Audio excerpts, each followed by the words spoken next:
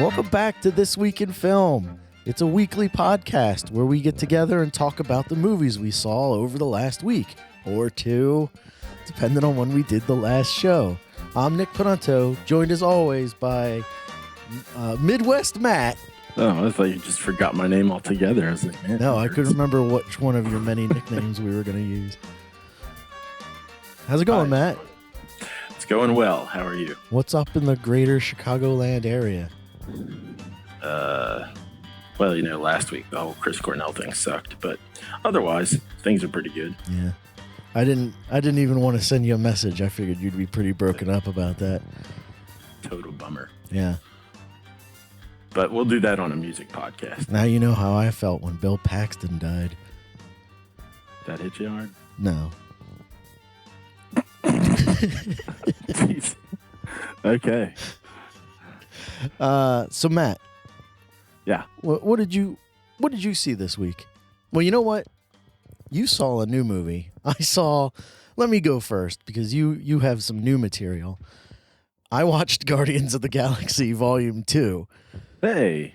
But what'd you think? Now that we've both seen it, we could talk about spoiler stuff. Okay. I guess that's their warning. All right. Yeah. Hey, spoiler alert. Guardians of the Galaxy Volume 2. Now, I'm going to preface this by saying I went in to see the movie with pretty low or lowered expectations because I've heard what other people have said, including you and then some other people I know, how the movie was just kind of and with that mindset, I loved it. I loved this movie. I think I like it more than the first one. I've heard some people say that. I thought it was great. I had a blast. I was cracking up the whole time. I thought the action that happened in the movie made sense most of the time. The one thing that I really enjoyed about the movie is it had a huge cast, but then you never had that moment where you have a character who has to do something, or you have a character who has nothing to do. So, we got to come up with something for this guy to do. So, like, for most of the climax, Gamora and Drax don't have anything to do, and they're just standing around, which is fine. Like, they didn't have them fight some monster or, like, start punching electric tentacles just so that they could have something to punch. They just stood around until there was a task for Drax to do, which was carry the antenna girl away because her purpose had been eliminated. Yeah. Like, she got injured, so all of a sudden, she's injured. I'm going to get her out of here, which led to one of the funny moments of the movie. And Gamora and her sister, that whole storyline I thought was very good. It brought a whole different level of pining for your father, like the antithesis of what Chris Pratt was going through in the movie, where he's looking for his father because of all his unresolved family issues, where Gamora and Blue Girl, I don't remember her name either. Gamora and Blue Girl are fighting each other because of the things that their father did to them. The Nebula, is it Nebula? I'm going to go with Nebula. Nebula wants to find her father too, but to destroy him. Her father is Thanos, and she wants to destroy him. And I thought that was a good counterbalance to the emotional hook that was Star-Lord and his father. So I thought it was very interesting and pretty well done. All right. Yeah, I'm glad you liked it. Yeah, there are definitely a lot of father themes throughout. Well, what do you think in terms of not their relationship with their father, but their relationship with each other? It seemed to me like that felt kind of forced. Like suddenly, like if you ever read the new Harry Potter book, that's actually a play. I didn't read that. It seems like, well, throughout that book, it seems like sort of fan service where it's like, hey, you want to see Harry and Draco have a conversation? Do you want to see, all these different characters like take all the subtext and throw it out right in front of you. Mm-hmm. Here you go. And I felt a little bit like that with them, where they're fighting, and all of a sudden, the blue one. What did you say, Nebula? Let's go with Nebula. that. Yeah, Nebula. I think I was going to call right. her Nucleus earlier, so it's probably so where Nebula is just like all of a sudden explaining to some other guy the whole backstory with her dad, and then with Gamora, I don't know. It just felt like it happened too fast. Where it was like, I've wanted to kill you for forever. Yeah. Now, we're yeah. cool. That I agree that got wrapped up pretty quick. But it's amazing the power of a hug. I like hugs. I can agree with that. One thing that I thought was really cool, or not really cool, but just very well done, is when the two of them are having their fight in the cave, and then they come to terms with each other, and they're walking, and then they find out what's really going on the planet. They figure out the mystery at the same time that Mantis is telling Drax what's going on. Yeah. So there's not that moment where, well, if Nebula never attacked her, they wouldn't know what's going on. They would be too late, kind of a thing, where like Nebula and Gamora figure out the twist of the movie. But if they didn't, Mantis was still going to tell them what the twist was. Right. It doesn't feel quite as forced in terms of discovery. Yeah, exactly. Like even if they didn't solve the mystery, they were still going to be told, hey, your buddy's in trouble over there. We got to go help him. Yeah, I could see that. I agree with that. I think if that weren't happening yet, you'd be like, oh, okay, so they just had a fight so we could find out this plot device. Yeah, exactly. So like you could remove that part of the movie and you'd still have the same third act confrontation. It would still be the same, which I think is good storytelling. Mm-hmm. And then I just found out today, and maybe you knew this already, but in the final, like the end credit scene with Sylvester Stallone. Yes. I didn't understand that at all because I never read Guardians of the Galaxy. I haven't either. Where he's like talking to the other space weirdos. Apparently that's an homage to the original Guardians of the Galaxy comic book. Yeah, I had heard that. When I saw the scene, I had the sense of like, oh, this is a thing. Yeah. Like the way the music was and the kind of pause and the way it was framed, it was like, oh, I'm looking at something here. Yeah. I didn't catch the reference. I didn't know it like before.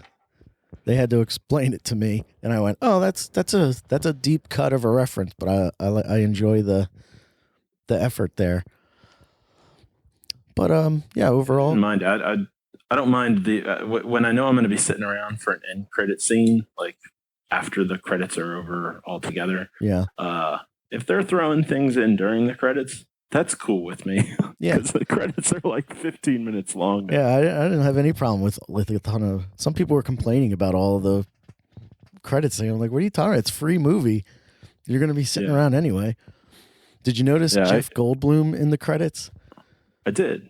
I thought that was an odd little ad. I know he's in the next Thor movie, but did you know that he's going to be in the next Jurassic Park movie? I did know that. I'm very excited about that. Now, if we could just get Sam Neill on board.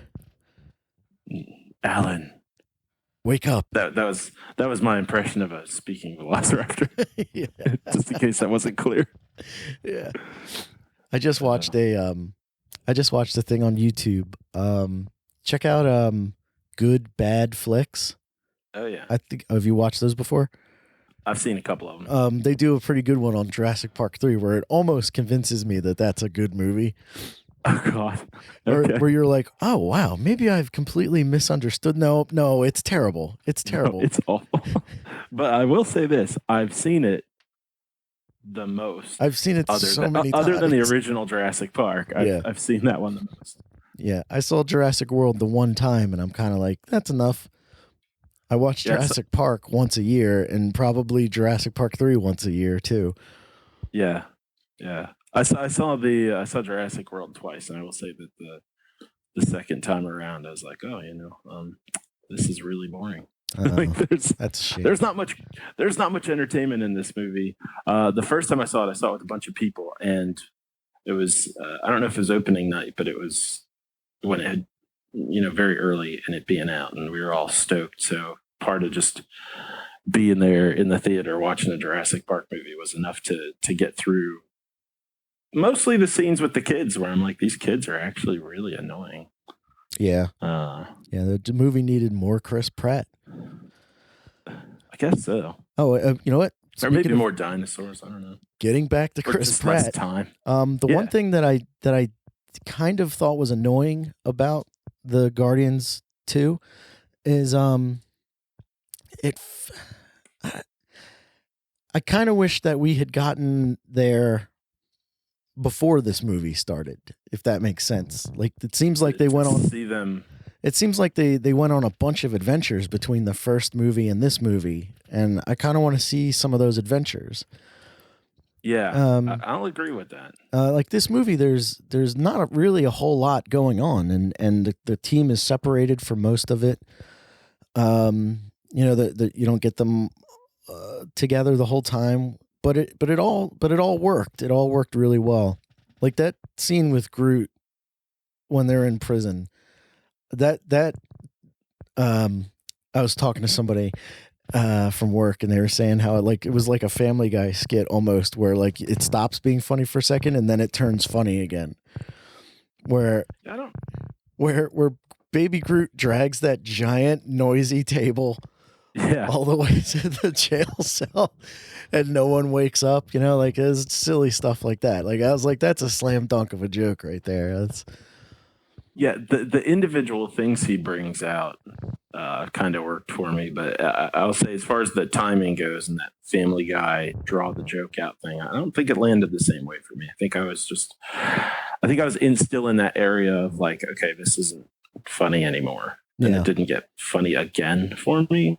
But it wasn't that the jokes got worse or anything. Like if you have a severed toe, the really noisy desk. I think that was probably the part that made me laugh the most too. Was the desk that's like screeching through what's supposed to be a quiet area. One of the things that really worked for me to help me enjoy the movie was actually what you said last week or the other week when we talked about it, was that you said the movie's like a real slow burn. Like it really builds up towards the end. Like it's kind of boring and not much happens, but it picks up towards the end.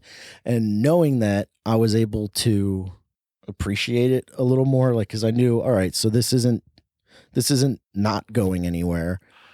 And that really seemed to take the pressure off of the movie for me. So like if I had just gone in blind, like opening weekend to see it, I probably would have felt the same way, expecting more of it. Yeah, because I think throughout the movie, I was going, these are a lot of loose pieces. I don't know that they're going to go anywhere. And at this point in, movie watching and how things have gotten, I didn't have much faith that they would come together. Mm-hmm. So I could see, like, knowing that it's going somewhere and that they're not just poorly written random stuff, that would help. Yeah. Yeah. It was, I feel like every character in this movie had, like, a resolution. Everybody had an arc, everybody was useful to the story. What'd you think of the gold people? You know what? Those were, I feel like, the weakest part of the movie. Yeah. Okay. It just seemed like they're just some antagonist, and then I feel like they're trying to build them up for the next movie. Like every time, after that first scene when they got away, I figured the gold people would be gone, and they just seem to keep coming back.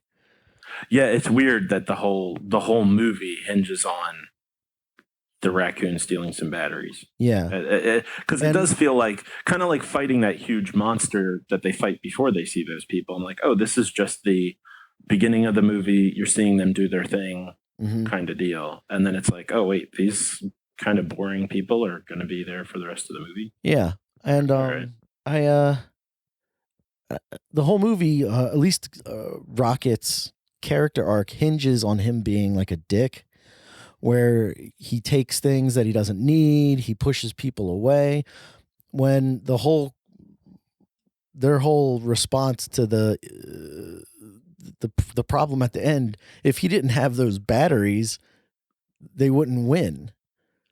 Like, he needed those batteries to blow up the planet. That's true. So that's also what started the whole thing. So I don't know if it matters. Right. So, I mean, if Kurt Russell didn't save them, they'd be dead because Rocket stole the batteries. Uh-huh. Rocket and Chris Pratt have a big fight because of the batteries. So, like, if Rocket never stole those batteries, they never would have been able to stop Kurt Russell. Okay, I get what you're saying. So, like, if Rocket, in terms of fighting him, yeah, like if Rocket had learned his lesson last week before the movie started, they wouldn't have been able to win this fight.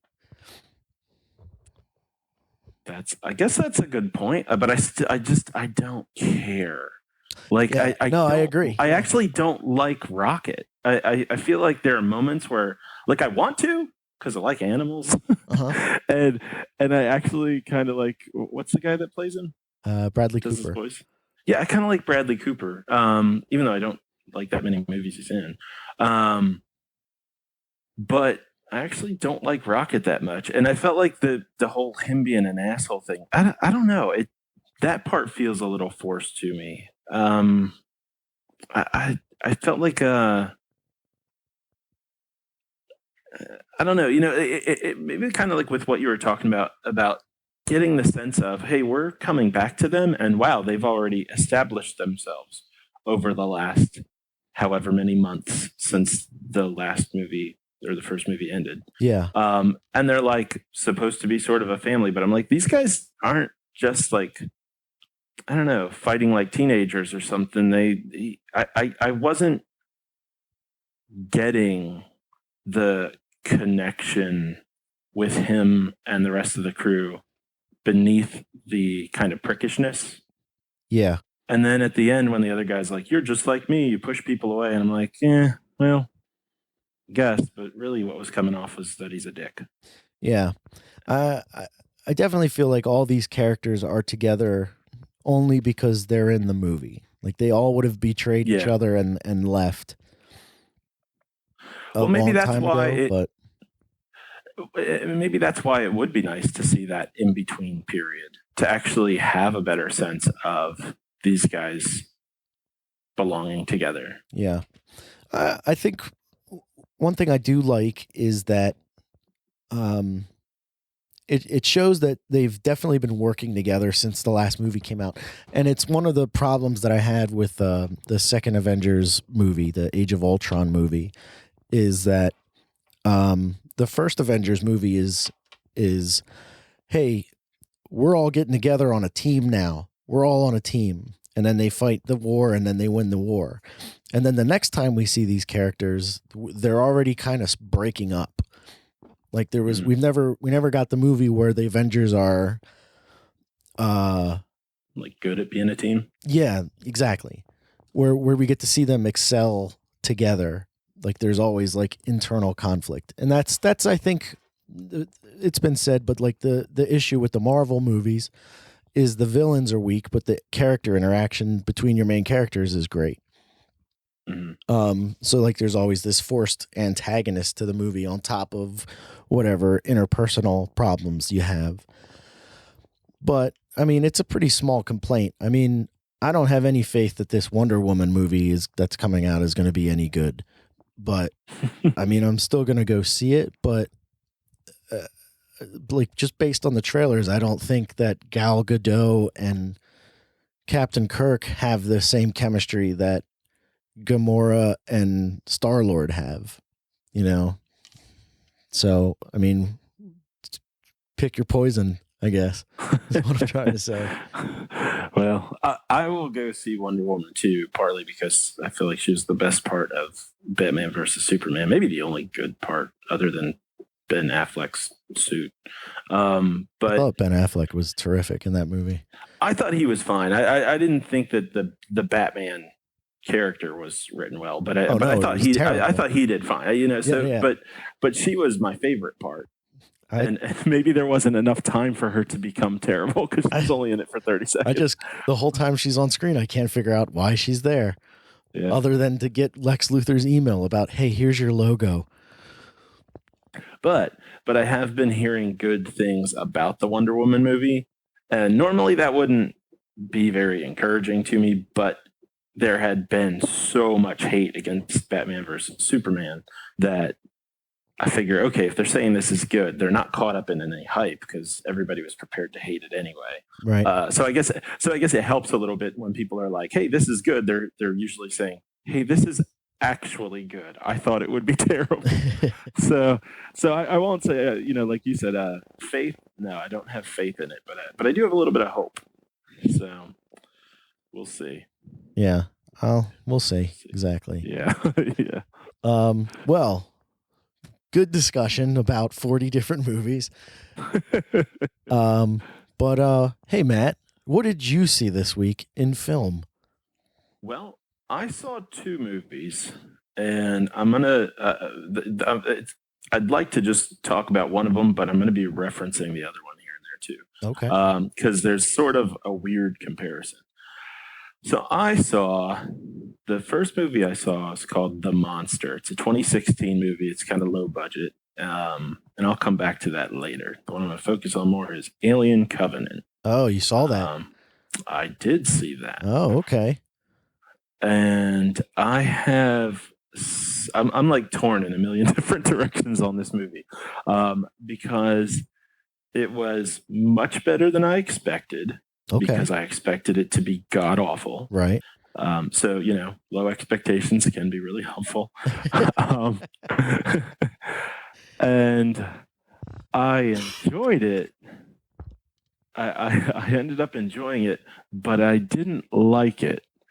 So this movie, as you know, it's directed by Ridley Scott. Stars Michael Fassbender, Catherine Waterston, Billy Crudup. I guess people know Danny McBride, so him too, and then some other people. Danny McBride is the only reason that I want to see it. And I heard someone review the movie and say that he's great in it, and I don't know what the heck they're talking about. I mean, I don't know who he is, and I don't care either. But like, it's not like he has a ton of lines, and he's not. I don't know. I mean, there's not much for him to do other than be like, I want people to be okay. And I'm like, yeah, all right. I want people to get eaten. Now, see, if they had a character in there like that, it might have spiced things up a little bit. But yeah, the whole crew is really not interesting. There's nobody in this movie aside from Michael Fassbender who's interesting at all.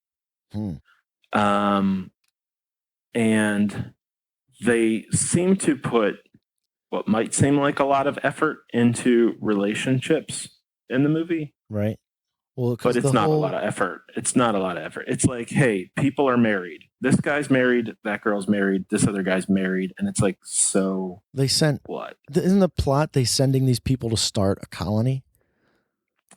Yeah, like the Mayflower. Maybe you're reading it the way. Maybe you're reading it the way I did in the commercial, where it's like it's these few people, and they're supposed to go start a colony. No, it's that they're dragging along with them 2,000 sleeping bodies.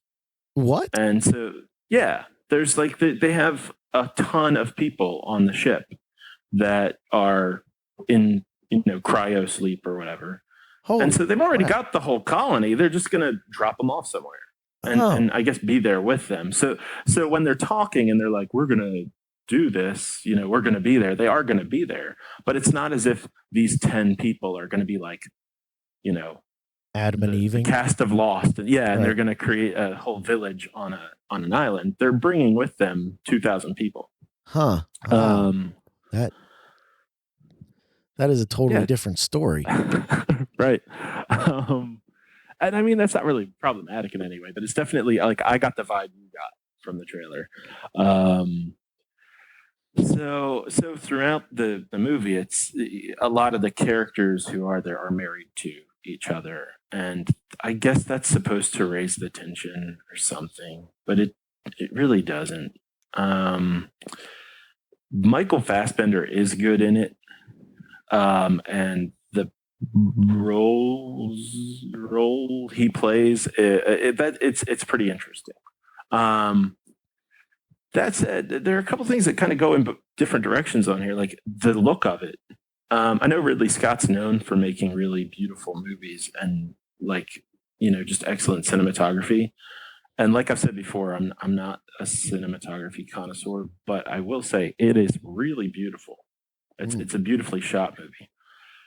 On the flip side of that, the special effects in some scenes, there are probably lots of special effects I don't even notice because if they're done well, you don't. But there are some places where I'm like, that looked cartoonish, which I'm not really expecting in a movie these days. At least not like an alien movie. Maybe a superhero movie is going to have some cartoonish looking spots, but it was weird. It was weird. So on one hand, it's pretty, and on the other hand, it's like, ew, that was gross in terms of special effects.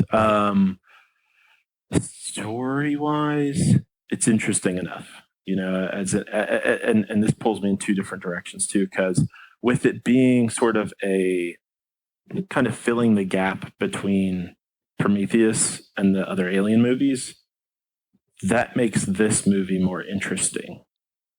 And it makes the seeing some of the pieces kind of come together, it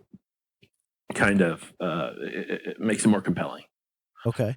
But my biggest issue overall is if this keeps going this way, and it quote unquote works, that these movies in between really bring these things together, it's kind of it could potentially ruin the original Alien movies because and you probably get this from Prometheus. They're explaining all these questions that people have had about what was going on in Alien. Where did they come from? What's up with that one giant body that's like sitting in a gun turret? Right.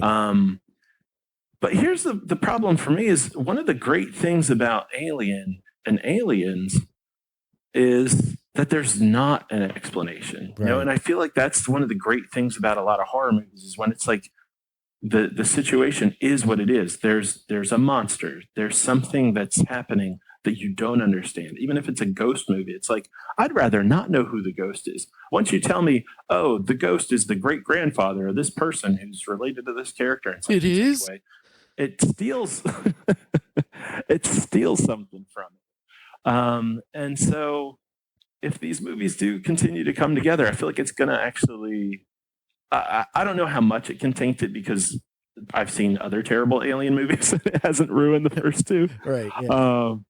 But I don't want to sit down to watch Alien, see Sigourney Weaver going through what she's going through and the cast and everybody not knowing what's going on and actually be in a position to go, oh, well, I know what's going on. This was all orchestrated by the creators or whoever. And there is some of that in this movie where it takes away that, I don't mean this as a pun actually, but like the alien nature of it, that it is alien to you. And another thing that I think it potentially can do with that, as you see that all being controlled and manipulated and orchestrated by these creatures and people and stuff. One of the things that I liked about the Alien and Aliens, those movies, is that there's like a corporation trying to harness this power. And it's naive and it's going to be overwhelmed too. Spoiler for Aliens, but Paul Reiser's a dick and he's trying to get these aliens back and they kill him. And that's what happens. Like the aliens being so strange, being not understood, being unknown, are never going to be controlled. Right. You might be able to suck them out an airlock twice in a row, but because that's how both of those movies end. But you're not going to be able to harness them. And I feel like as we get the backstory on these things, that's kind of taken away. And I think it's kind of a bummer. Interesting. in that. Yeah, it was interesting to me. I would say, and I'm going to just sound like I'm going in completely different directions here, but like I would say see it. I would say go check it out. Really? Okay. I don't. I was probably just gonna avoid it till it came out on video, but Yeah, I don't think you're gonna. You've got a nice TV. I don't think you necessarily need to see it in the theater.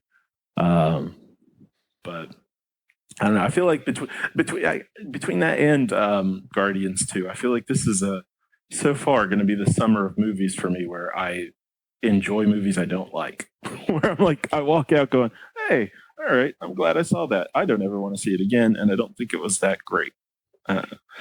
But anyway, no, I mean, in all reality, walking out of a movie theater going, I enjoyed that is really all you're looking for. well, I don't know. I kind of wonder if that's a person by person thing, or like maybe moment to moment. There might be some movies where I go like, I want to have a good time, and other movies where like documentaries. I don't tend to have a great time watching documentaries, although sometimes I do. But they make me think, and I Yeah. enjoy that in a different way. This movie, Guardians, I didn't walk out going, "Hey, I think that's a good movie," but I did walk out going like, "Well, okay, I had fun." And I maybe it needs a bit of a mixture. I want the next movie I see in the theater to be a really good movie. Put it that way. Wonder Woman. That said, Well, going over what you just said before you start Yeah. talking about your other movie, going back to Prometheus, when I was watching Prometheus in the theaters, by the way, I saw that with my wife, who was 9 months pregnant at the time. good timing. Right, exactly, especially with the cesarean scene Right. in that movie. But while that movie was on, I was like, this movie is great. I love this. And the minute the movie was over, I went, wait a minute. Why this? Why did that? And if that happened, why would they do this? It was like I loved the movie until it was over, and then it was fine until you started to think about it. And then it all completely fell apart. Gotcha. Yeah, it just kind of unwound itself right Yeah, after that. like I went from being so excited about it to being like, by the time I got in the car, to being like, wait, that was crap. Yeah, I'll tell you something. At this point in time, it seems almost absurd to say or to have this be the case, but I was wrapping up grad school and stuff like that, so I had no idea. Like I don't even know if I had cable, but like I hadn't seen anything. I didn't know what Prometheus was. My sister said she had seen it and she thought it was kind of interesting, but didn't tell me anything about it. I think she assumed I knew. Mm-hmm. I didn't know it was an alien movie. Oh, So I was watching Prometheus going like, oh, I guess this is like a space movie. All right. And then somewhere in the movie, I was like, man, this movie's kind of ripping off some stuff here. Those little snake vagina things look kind of, Geiger-esque, I think they're pronounced snaginas. Geiger, snaginas. Well, that. Vagakes. This feels kind of derivative. And then at the end, the little creature's like, and I was like, oh, I guess this was an alien movie then. Mm-hmm. And then I felt like an idiot because it's like everybody knew that. I was like, oh, and this was on video. I didn't even go to see a theater or anything. I just did not hear anything. I just thought it was a movie called Prometheus. I thought it was about a guy making fire. That was something else. All right, so you were going to talk about your other movie? Yeah. Okay. So yeah, briefly, because it's just counter to all that other stuff. I need to like say that all again. The Monster, 2016, like it's a kind of low budget or independent movie. Nobody that, as far as I can tell, is famous in it. Simple. There's a girl and her daughter. They're driving on a road. They crash. Then there's a monster, and it's outside the car. And now in this movie, they there's a lot about their relationship, and it's not a good relationship. They don't have a healthy relationship,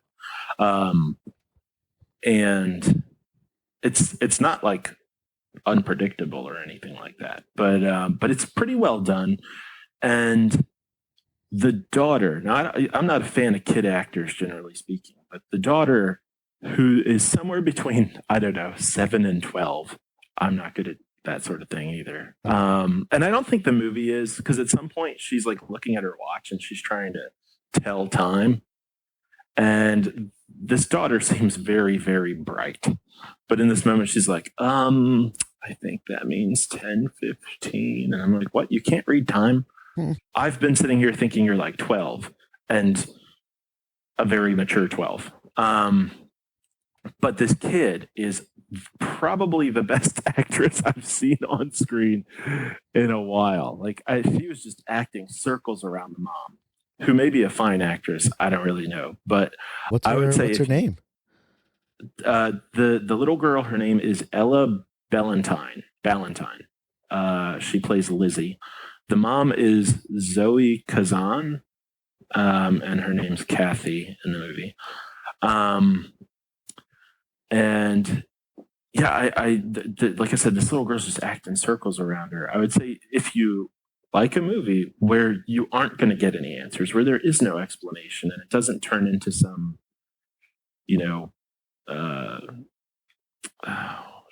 kind of like a Dr. Evil, someone's orchestrating things, supervillain. There's no like supervillain thing involved. It's just a monster came out of nowhere. Oh, there you are. This is a good movie for that. So I would say if you've got an hour and a half and I don't know if it's on Netflix. I think I saw it through Amazon. Check out The Monster if you just want to see some pretty good acting, or actually really good acting, and a decent, simple, old school monster movie. Okay. That's pretty much all I got on it. Okay. Sounds interesting. It's worth checking out. I really think it is. And actually, one of the things in there too, it's not incredible, but the with the budget being really low, there's not a lot of visual time on the monster, but it's practical effects and they're pretty good. Okay. Well, now I know it's not the little girl that's the monster. Well, you'll have to watch. Okay. Well, that's the end of the regular show. Did you want to do I'm a great host. Did you want to do Batman versus movie? Dawn of Movie? Dawn of Movie? Yeah, why not? All right. You of course must pick first, as I'm terrible. Okay, well, tell you what, actually, I had a movie that popped into my mind this morning as I was thinking about talking about this. Because, I was thinking about these sorts of simple movies that can actually be really great, but actually how I really like complicated movies too. Right. And the one that comes to mind for me when I think about a really good complex movie is LA Confidential. Ooh. So how about LA Confidential? And if it's possible to come up with something else that's really complex, LA Confidential versus that. Oh, man. Something complicated versus LA Confidential. So I would say The Dark Knight's kind of complex, but we've already done that one. You know what? I'm going to stick with Kevin Spacey, and okay. I'm going to say American Beauty versus American Beauty. Interesting. That's a movie that seems, pretty cut and dry on the shell, but when you dive deeper, it's very complicated. Yeah, and it's got a lot of moving parts. Yeah. Boy. I think, like off the bat, I just want to be like LA Confidential just because I love that movie so yeah, much. me too. Like right now, I'm going, you know what? I just want to watch. I'd rather watch LA Confidential again. But why? Why, Nick? Well, the reason I like LA Confidential so much is, one, because it's that 1940s Hollywood cop drama, great performances. I really like Guy Pearce in that movie. He's, like, Yeah. he's the, well, without getting into spoilers for it, but, Guy Pearce is he's the clean cop. He's the good cop, in a precinct full of corrupt cops. And he's, he's just trying to, he's a good cop, or he's not a good cop. He's a clean cop, but he wants to advance quickly. And he knows how to do that by twisting the screws in his favor, like by turning on his coworkers and fellow officers. You also have Russell Crowe in that movie, who's awesome. Who's a cop who's just trying to go day by day. Kevin Spacey, who's another, he's also a cop. They all work in the same precinct, and like all of their stories intertwine towards the end of the movie. You think you're watching, like, each character in that movie almost doesn't really meet until halfway through the movie. Mm-hmm. They interact with each other without realizing they're interacting with each other, which is great. Like if someone put together a version of LA Confidential that was just Kevin Spacey, I think that movie would be just as good. Oh yeah, it could be like what the X-Men movies were supposed to be when they were doing Origins movies. You could take any of those characters and follow them. And I agree completely. And I think that's except for Kim Basinger, who's useless. Well, one thing that movie does so well too, and I think it's what leads to that, is that with minimal words to emphasize things, they manage to drop so much information. And like Guy Pearce, he's trying to live up to his dad, right, and what his dad did on the force, and it doesn't feel forced at all. It's not something they're hammering you over the head with. It's just there, and it sinks in. You can really feel that each of these characters does have a real, you can feel their backstory even without it being like, here, we're going to go give you a bunch of flashbacks to spell it out for you. You can feel all their motivations without having to be told, hey, here's what his motivation is. Yeah. Like Russell Crowe wants to be a good cop without someone saying, oh, Russell Crowe, you want to be a good cop. You learn that he wants to be a good cop, but he's in a bad place. Yeah, it's built very naturally into their language, where they're like, yeah, what's his name? Something White, Bud White. They're like, yeah, he's just muscle for hire, and that he doesn't want to be muscle for hire. Mm-hmm. He wants to actually do the detective work, and he and Exley kind of are competing in that way too, and they're competing for a bunch of different things, because then you got Kim Basinger's character in there too, and I agree, she's probably the lowest point in the movie, and she won an Oscar for that too, which is, it makes no sense. That's when I lost respect for the Best Supporting Actress Oscar, because it goes to the woman who did the most with the least amount of screen time. I feel like LA Confidential kind of falls apart a little bit at the end.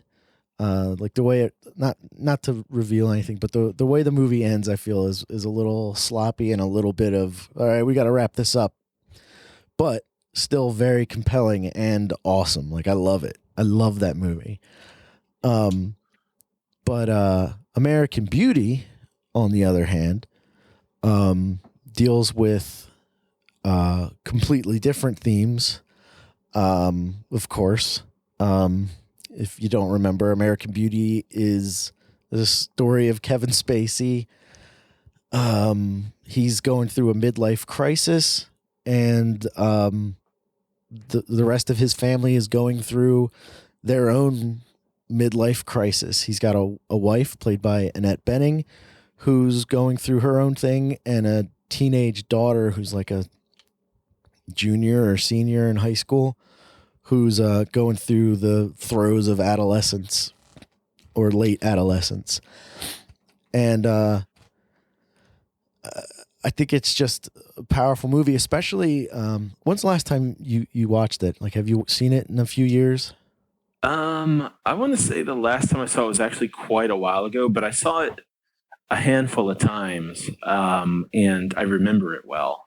It's a movie I absorbed pretty well. I think we were probably in a really good age demographic to take that all in too, because it's very like, it's kind of pretentious, like a teenager. It's sort of angsty, dealing with these philosophical questions you start to ask when you're, high school, getting ready to go to college. So, for I think those reasons, I feel like I just saw it yesterday, even though I have. You okay there? I dropped a thing.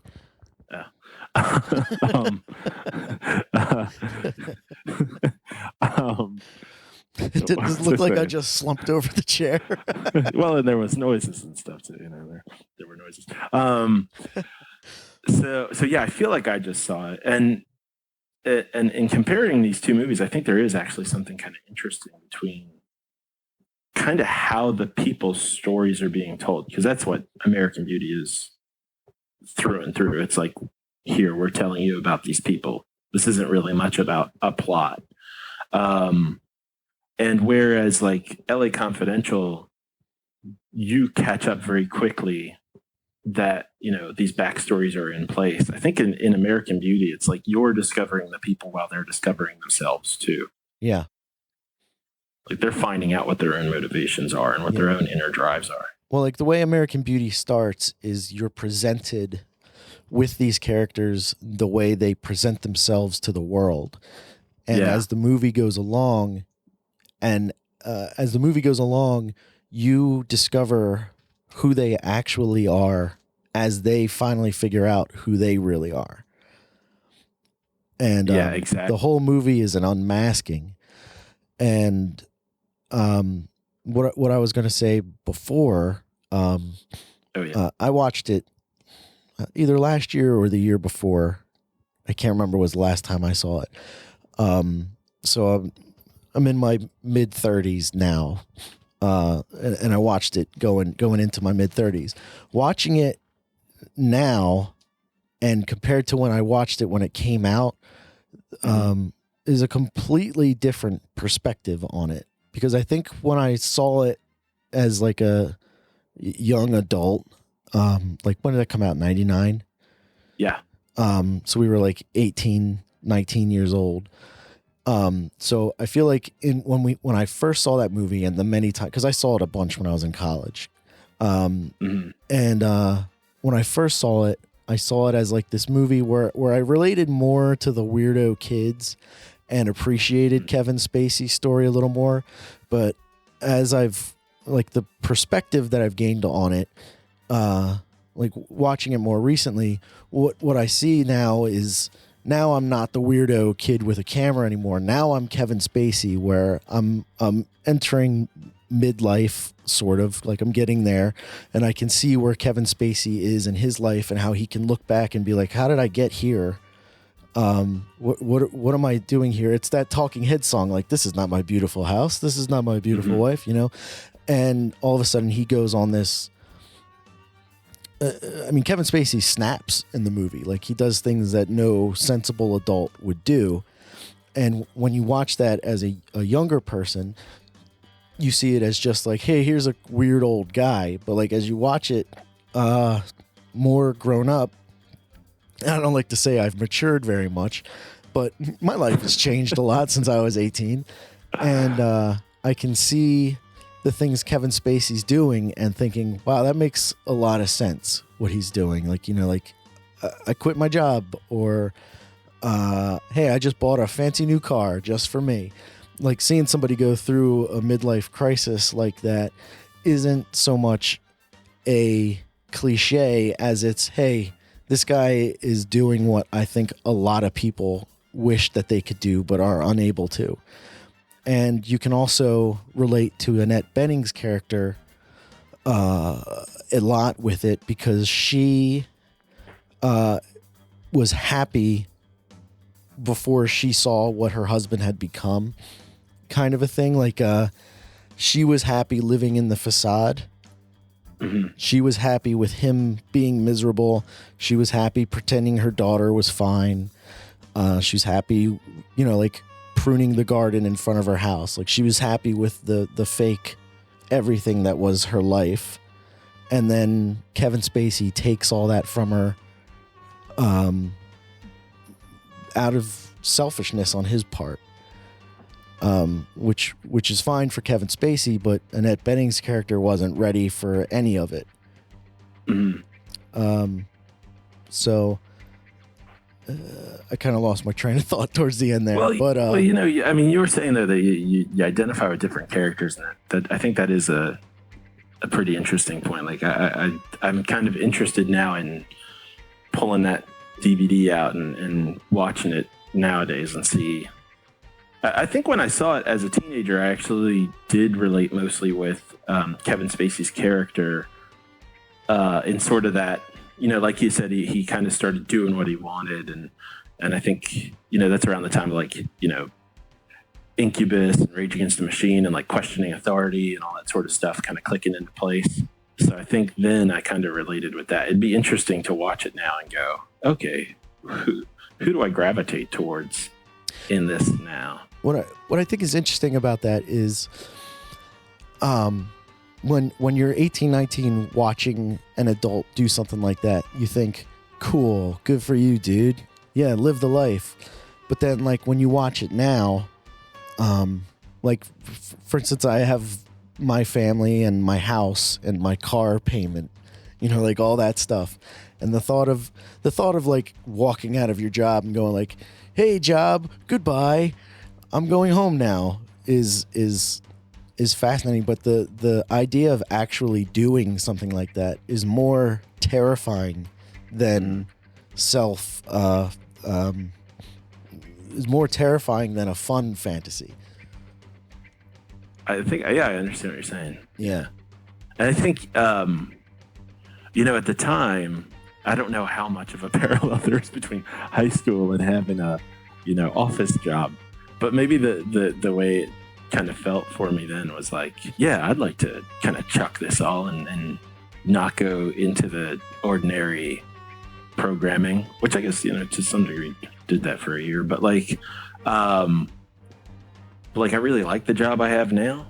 And so I don't know, you know, if I were to check that out and absorb a person, I don't know if it would be a different character, or if it would be a different aspect of some of the same characters, you know, like some of that stuff that Kevin Spacey's doing, it's breaking free of a mold, but it's also pretty like, I mean, it's, you know, getting a sports car or whatever is a little like, I mean, there's not much depth to that, but right, it's just like, hey, you know what, whatever, I want to. And I think maybe that just like do whatever you want and do stuff that is kind of frivolous, that might kind of appeal to me now. Like the idea of actually going, I'm going to go work at a Burger King, you know, just because it'd be like some kind of silly thing, you know, like that sounds kind of fun still, or maybe in a different way now. Yeah. All right. So, thought too. So what's your pick? Oh man. Well, I got a little bit more appreciation for American Beauty than I did 10 minutes ago, but I think I'm still going to have to go LA Confidential. Geez. What is the question that we're asking? Which movie would you rather watch, or which is better? I think we're trying to ask ourselves which one is better to us as an individual, not in an objective way, like which one's better for the world, but like which one do you, if you had your feet to the fire, feel like is your preferred movie? Oh boy. Like if you just had to rank your movies from like favorite to least favorite, which one would land above the other? Boy, I'm gonna have to go with. This is just like the last one, where 3:10 to Yuma is better written, better acted. American Beauty, I think, is American Beauty is definitely better acted. What? Oh yeah. Okay, I aside from Kim Basinger, I actually disagree with that. I think that the acting in LA Confidential's amazing, including Danny DeVito, who we didn't mention before. But yeah, he's great. Well, then again, there towards the end, you're right. There are some shaky moments here and there. All right, yeah, I got to go with LA Confidential. I like I want to watch it right now. Yeah, all I had to do was say Danny DeVito, and you're like, oh yeah, that's right. Very Hear that QT, narration. very hush hush. That can we say something real quickly on that? Because that is probably the Something just happened to your mic where you got very quiet. Can you hear me now? Yeah, that's better. Okay, I was gonna say L.A. Confidential, as far as I can remember, is the only movie where narration is actually really engaging. Like when Danny DeVito's doing the narration at the beginning of the movie, it's really entertaining. I don't remember it. Oh man, he's explaining like who's running what sort of crime rings, and like he's like, "Is it this guy? Is he?" And then he gets shot, and he's like, "Nope, not him." you'll I have to check remember it out that. again. Yeah. Okay. Yeah. All right. Well, this has been whatever week it is of This Week in Film. I guess LA Confidential beats American Beauty. Hooray! I guess. Yay! Matt, you got anything to plug? No.